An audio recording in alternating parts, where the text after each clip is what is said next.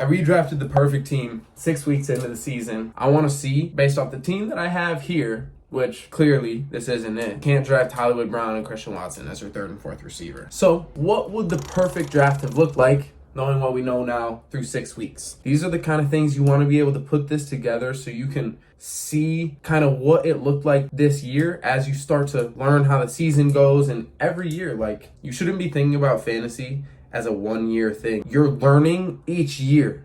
Okay, you really got it. If you want to win money in fantasy, every year it's going to compile on itself. And you got to go through some of these things and just take your time teaching your consciousness. So you got to see something like Chase. It's the guys who explode crazy. Reek, Chase, either one, pick three, right? We were picked three here in this draft. And we go Reek, Saquon, DK. Which, like, it can work, but I told y'all I don't like drafting DK unless it's my third wide receiver. That was the dream where DK works. Otherwise, you know I'm down on him. And when I make my overall rankings, he will shoot down so far. And people will actually be looking through the rankings and be like, wait, where's DK? Like, no, he's not there. So drafting him as your second receiver with this, like, this team can end up being decent, but it probably won't make the playoff. Like, when you think about it realistically, that's where we sit with this team. You got a team who's putting up 860. We're 200 points behind already. It's not going to work. It's kind of what I've been saying about Tyreek. Like, Tyreek this year, as the whisper, what it's coming down to is Tyreek won't win a lot of people money, but the people who drafted him right and the situation worked, Tyreek will win them a lot of money. So that's going to be the thing with Tyreek. This is the 2024 ideal best ball team right here. You start with Jamar Chase, Malik Neighbors, Derrick Henry. That's when you really start to build these super teams. And at that turn, going for Jaden Reed and Godwin, or then at the next picks, you take K9, and in this draft, Kamara fell, but I don't even want to use that. I'm ashamed that I didn't pick him by the 7th round. So K9 Mott as your second and third receivers. Montgomery, Kenneth Walker.